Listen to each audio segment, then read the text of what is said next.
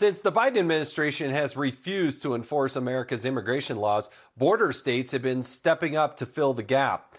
Texas Governor Greg Abbott has spent $4 billion on the Texas Department of Public Safety's Operation Lone Star to control the migration crisis, and recently committed another $30 million to the effort.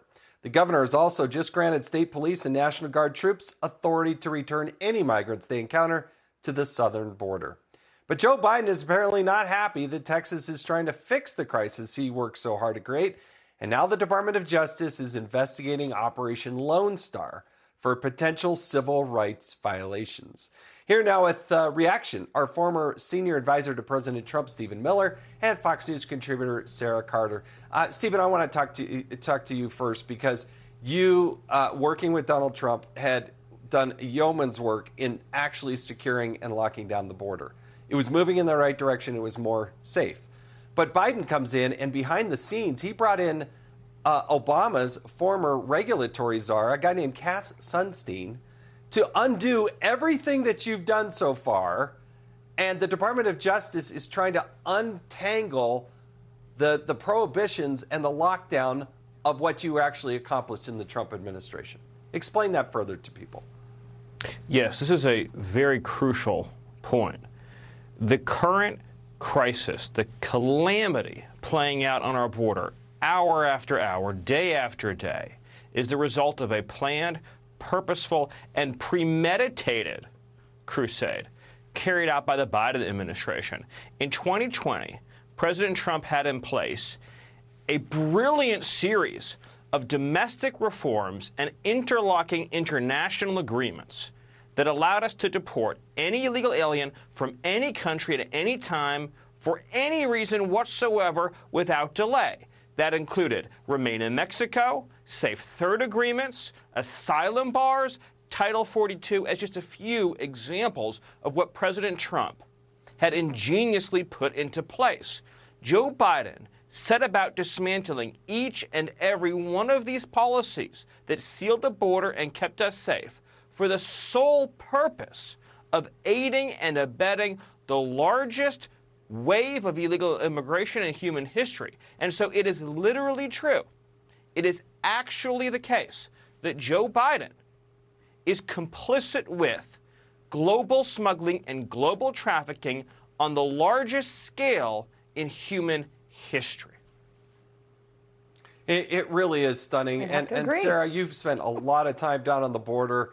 I know Greg Abbott, the governor, is doing everything he possibly can. That he's trying to do the Fed's job. But talk to us about the human toll of what's really going down there on the border, Sarah. Well, it's a tragedy all the way around. It's a tragedy for Americans. It's a humanitarian crisis at the border for those that are being trafficked. It is a tragedy for our country and for those being moved into this country. Just let me give you an example here. We have this year alone, by mid-June, more than 1.5 million encounters, and that was up to mid-June. So we're looking at around 1.6 million already. It's going to surpass probably 2 million by this fiscal year of people that were actually encountered. Over 800,000, Jason, listen to this, over 800,000 known gotaways. Those are people who came into our country that will never even know who they are or why they're here. Over 50 terrorists, people connected to terrorist organizations, have been apprehended. Others, they could have just disappeared into the fabric of our nation, and we'll just have to wait and see if there's an attack, or we'll just have to wait and see if they are arrested.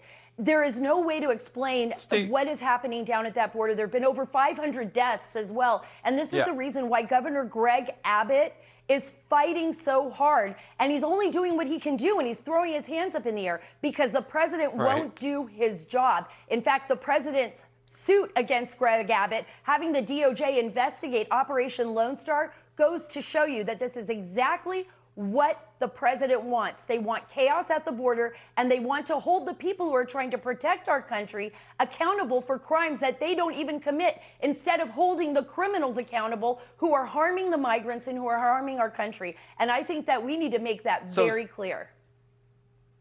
So, Stephen, where millions of people are coming across the border, where are they all going to go? Where are they all going to live? Well, we know from the very secret flights that this network has exposed. And from my own sources throughout the Department of Homeland Security, that they are being resettled in every single state all across this country. Some of it is being done directly by the federal government, others indirectly through non-governmental organizations with the support, cooperation, and in many cases financing of the federal government. And what that means is that you are going to see, and you are in fact now seeing, school districts across the country being completely overwhelmed, needing translators, needing extra resources with no funding to pay for it. Our hospital system crashing, uncompensated care soaring through the roof. That means higher premiums for you and for your family.